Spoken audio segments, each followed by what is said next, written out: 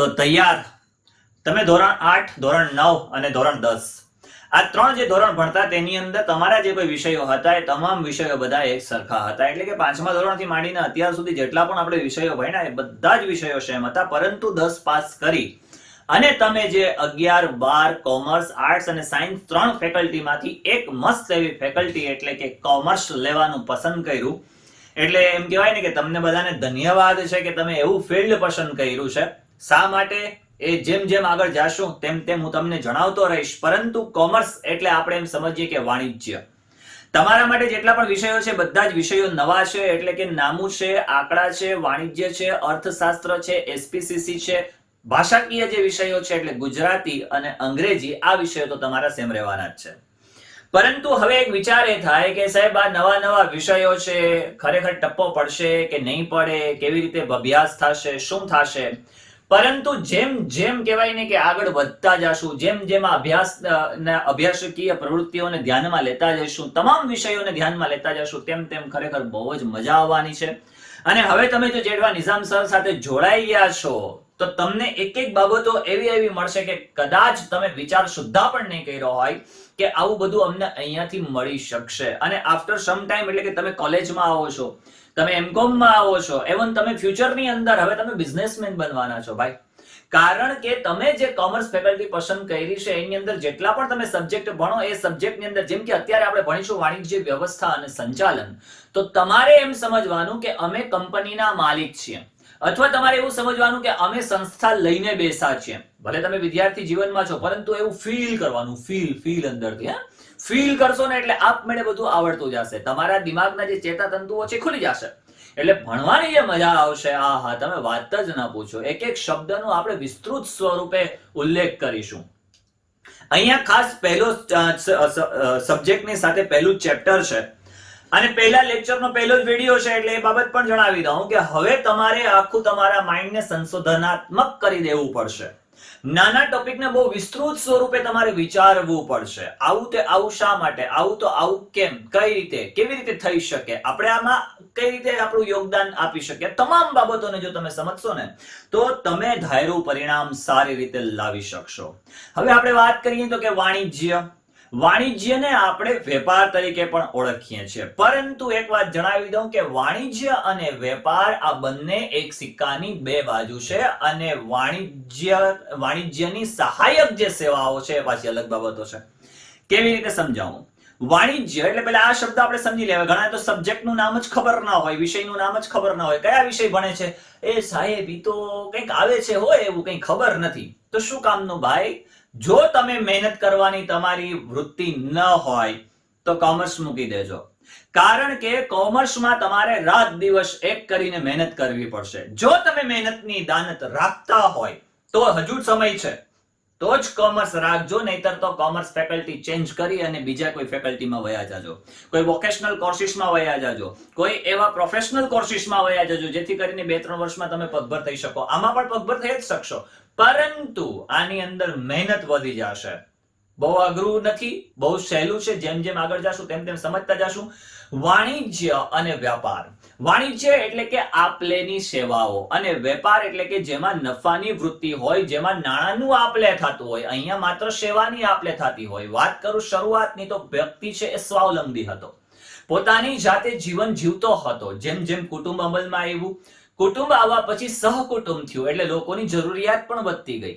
જેમ જેમ જરૂરિયાતો વધતી ગઈ તેમ તેમ લોકોની વચ્ચે સેવાઓ અને નાણાંની આપલે થતી ગઈ. અગાઉના સમયની વાત કરું તો જે તે સમયની અંદર માત્ર સાટા પદ્ધતિ હતી, જેને બાર્ટર સિસ્ટમ તરીકે ઓળખવામાં આવે છે. સાટા પદ્ધતિ શું હતી તો કે નાણું અમલમાં નહોતું, જેથી કરીને એક વ્યક્તિએ બીજા વ્યક્તિની જો જરૂરિયાત સંતોષવી હોય તો એક વ્યક્તિ પાસે ઘઉં હોય અને એક વ્યક્તિ પાસે ચોખા હોય, તો ઘઉંવાળો વ્યક્તિ છે એ ચોખા આપશે, અને ઘઉંવાળો વ્યક્તિ ચોખાવાળા ભાઈને ઘઉં આપી દેશે, અને ચોખાવાળો જે ભાઈ છે એ એમની પાસેથી ઘઉં લઈ લેશે. એમ એકબીજાની જરૂરિયાતો સંતોષાઈ જતી. પછી નાણું અમલમાં આવ્યું, અને ત્યાર પછી જે કંઈ પણ વાણિજ્યક વ્યવસ્થા છે, આ વાણિજ્ય છે એ અમલમાં આવ્યું. આ તમને અર્થશાસ્ત્રમાં જ્યારે નાણાંનું શાસ્ત્ર આપણે ભણશું એની અંદર વિસ્તૃત સ્વરૂપે આપણે આને સાંકળવાનો પ્રયત્ન કરીશું. પરંતુ આપણે માત્ર અહીંયા વાણિજ્યક જે સહાયક સેવાઓની વાત કરીએ તો કે હું મુંબઈથી માલ મંગાવું છું, તો અહીંયા એક વેપાર થાય છે.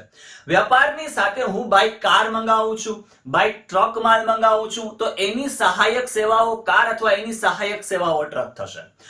નાણાં જે છે એ હું બાય ચેક આપું છું, બાય ડ્રાફ્ટ આપું છું, તો એની સહાયક સેવાઓ કઈ થશે તો કે બેંક થશે. જેમ જેમ આગળ આવે છે ને મજા, બહુ મજા આવવાની છે ભાઈ. વિસ્તૃત સ્વરૂપે બહુ સમજવાનું છે, પણ તમારી ભણવાની વૃત્તિ હશે તો મારી ભણાવવાની ડબલ વૃત્તિ છે. બન્યા રહેવું પડશે, ખૂબ મજા આવવાની છે. હવે પહેલા આપણે આ વાણિજ્ય વ્યવસ્થા અને સંચાલન, આ જે કંઈ પણ વાણિજ્ય છે આપલે છે એની વ્યવસ્થા કરીએ, ત્યાર પછી એનું સંચાલન. તો કે સંચાલન એટલે શું? તો કે સામાન્ય રીતે અન્ય વ્યક્તિઓ પાસે રહી અને એની પાસેથી કામ મેળવવાની કળા એટલે સંચાલન. આ વાણિજ્ય વ્યવસ્થા સંચાલનનું આપણે પહેલું ચેપ્ટર ભણવાનું છે, એટલે કે પાઠ 1. હવે આપણે ચેપ્ટર ઉપર આવીએ, ધંધાનું સ્વરૂપ, હેતુ અને કાર્યક્ષેત્ર. એમાં ભાગ 1. સૌથી પહેલા આપણે પ્રસ્તાવના સમજી લઈએ તો સમગ્ર વિશ્વમાં આર્થિક પ્રવૃત્તિઓ વેપાર અને વાણિજ્યને જીવંત રાખે છે. આજ તમામ લોકો જે કોઈ પણ છે એ આર્થિક પ્રવૃત્તિ સાથે સંકળાયેલા છે. તમામનો એક ઉદ્દેશ્ય હોય છે નફો કમાવાનો. હવે આપણે વાત સમજીએ કે આર્થિક પ્રવૃત્તિ એટલે શું? તો કે જે કોઈ પણ કાર્યની અંદર નફાનો ઉદ્દેશ્ય રહેલો હોય, આ નફાના ઉદ્દેશ્યને ધ્યાનમાં રાખીને કાર્ય કરવામાં આવે અથવા તો નાણાંના ઉદ્દેશ્યને ધ્યાનમાં રાખીને કાર્ય કરવામાં આવે તો એને આર્થિક પ્રવૃત્તિ તરીકે ઓળખાવી શકાય. જેમ કે તમે તમારા શહેરની અંદર, તમે તમારા ગામમાં રહેતા હોય, ઘણા બધા લોકોને તમે કામ કરતા જોયા હશે. ત્યાં લુહાર હશે, ત્યાં સુથાર હશે, ત્યાં વાણંદ હશે, ત્યાં કડિયા કામ કરનારો વ્યક્તિ હશે. ત્યાં તમામ જે કોઈ પણ લોકો છે, આ બધા લોકો શું કરે છે તો કે કામની પાછળ શું કરે છે? વેતન મેળવે છે. કામની પાછળ નાણાંનો ઉદ્દેશ્ય રહેલો છે, એટલે સામાન્ય રીતે એ શું કરે છે તો કે આર્થિક પ્રવૃત્તિ કરે છે. કારખાનાઓમાં બધી જ પ્રવૃત્તિઓ આર્થિક પ્રવૃત્તિઓ છે, જેનો ઉદ્દેશ શું છે તો કે આર્થિક ઉપાર્જનનો છે. હવે ધંધો એ નફાના ઉદ્દેશ્યથી કરવામાં આવતી કેવી પ્રવૃત્તિ છે? ધંધો એ શું છે તો કે નફાના ઉદ્દેશ્યથી કરવામાં આવતી આર્થિક પ્રવૃત્તિ. 1 માર્ક્સ તમારો પાકો પૂછાય જ છે, અને પૂછી લે, વિકલ્પોમાં પૂછી લે. 1 માર્ક્સના પ્રશ્નોમાં આપણે પ્રશ્નો પણ સોલ્વ કરતા જવાના છે. ઘણા બધા પેપરો અને ઘણું બધું મટીરીયલ સાથે આપણે આવીશું. ધંધા ઉપરાંત વ્યવસાય અને રોજગાર પણ આર્થિક પ્રવૃત્તિના પ્રકાર છે. વ્યવસાય, રોજગાર, ત્યાર પછી નોકરી, ત્યાર પછી ધંધો. ધંધામાં શું મળે તો કે ધંધો કરીએ તો આપણને નફો મળે. 10 રૂપિયાની વસ્તુ 12 રૂપિયામાં વેચીએ તો 2 રૂપિયા શું મળશે? નફો મળશે. વ્યવસાય, વ્યવસાયની અંદર સામાન્ય રીતે શું મળે તો કે વકીલ છે એનો વ્યવસાય છે. ટ્યુટર છે, ટ્યુશન ક્લાસ ચલાવનાર વ્યક્તિ છે, એનો શું છે? વ્યવસાય છે. એને શું મળશે? ફી મળશે. સામાન્ય રીતે નોકરી કરે છે તો નોકરી કરનાર વ્યક્તિને શું મળશે? પગાર મળશે. જે મજૂર કામ કરે છે, જે કડિયા કામ કરે છે, જે કોઈ પણ સામાન્ય રીતે લુહારી સુથારી કામ કરે છે, આ બધા એની અંદર શું મેળવશે? વેતન મેળવશે, મજૂરી મેળવશે. બરાબર. માનવીની જરૂરિયાતોમાં શું થાય છે તો કે સતત વધારો થાય છે. આ જરૂરિયાતો સંતોષવા માટે માનવીએ આર્થિક પ્રવૃત્તિ કરવી પડે છે. તમામની જરૂરિયાતો અલગ અલગ પ્રકારની હોય છે. કોઈને આઈફોન જોતું હોય, હે સાહેબ મારી પાસે તો આઈફોન છે હો સાહેબ, હું અત્યારે તમને જે તમારો વિડીયો જોઉં છું આઈફોનમાં જોઉં છું. એ આઈફોન છે તમારી જરૂરિયાત છે, પરંતુ આઈફોન લેવા માટે તમારી પાસે પૈસા નથી. પૈસા નથી તો એના માટે શું કરવું પડે તો કે કામ કરવું પડે. કામ કરીએ છીએ શેના માટે કરીને તો કે આપણે વેતન મેળવવા માટે, આપણે નાણાં મેળવવા માટે. અહીંયા હેતુ કેનો છે તો કે નાણું મેળવવું, આર્થિક ઉપાર્જનનો હેતુ છે. આ આર્થિક ઉપાર્જન આપણને મળશે, નાણું આપણને મળશે, તો સામે આઈફોનની જે જરૂરિયાત છે સંતોષાઈ જશે. સામે જે કારની જરૂરિયાત છે એ સંતોષાઈ જશે. સામે જે કઈ આપણા ઘર ગુજરાન ચલાવવાની વસ્તુઓની જરૂરિયાત છે એ શું થશે તો કે સંતોષાઈ જશે. ઉદાહરણ તરીકે જોઈએ તો ખેડૂત છે એ અનાજનું ઉત્પાદન કરે છે. અસીલવતી કેસ લડી, મેં કીધું ને વકીલ છે એ વકીલ એના અસીલવતી કેસ લડે તો એના બદલામાં એ ફી લેશે. મફતમાં કામ કરશે નહીં, પણ મફતમાં કામ કરે, સેવાનું કામ કરે તો શું કહેવાય એ આપણે આગળ જોઈએ. અહીંયા કામદાર કારખાનામાં કામ કરી વેતન મેળવે છે. બધી જ પ્રવૃત્તિઓ પાછળનો ઉદ્દેશ્ય નાણાકીય વળતર મેળવવાનો હોવાથી આવી પ્રવૃત્તિને આર્થિક પ્રવૃત્તિ તરીકે ઓળખાવી શકાય. સમજાવો આર્થિક પ્રવૃત્તિ એટલે શું? ચાલો અહીંયા પણ એક ટોપિક છે આર્થિક પ્રવૃત્તિ. ખ્યાલ આવી ગયો કે સામાન્ય રીતે જે કોઈ પણ વ્યક્તિ નાણાંનો ઉદ્દેશ્ય રાખી, આર્થિક ઉપાર્જનનો ઉદ્દેશ્ય રાખી અને કાર્ય કરે તો એને આર્થિક પ્રવૃત્તિ તરીકે ઓળખવામાં આવે છે.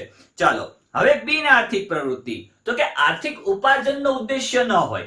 અહીંયા કોઈ પણ કાર્ય કરવામાં આવે છે એની અંદર માત્ર સેવાનો ઉદ્દેશ્ય હોય. જેમ કે હું મારા બાળકોને જો ભણાવું તો હું મારા બાળકો પાસે ફી લઈશ, હાલે ફી નીકાળ, બાકી ભણાવીશ નહીં, તો આ મારી સેવા કહેવાય નહીં. કેમ કે હું એનો પિતા છું, એ મારો બાળક છે, એટલા માટે કરીને હું એની પાસે ફી લઈશ નહીં. તો એ મારી પ્રત્યેની શું છે, તો કે એની એક પ્રકારની સેવા છે.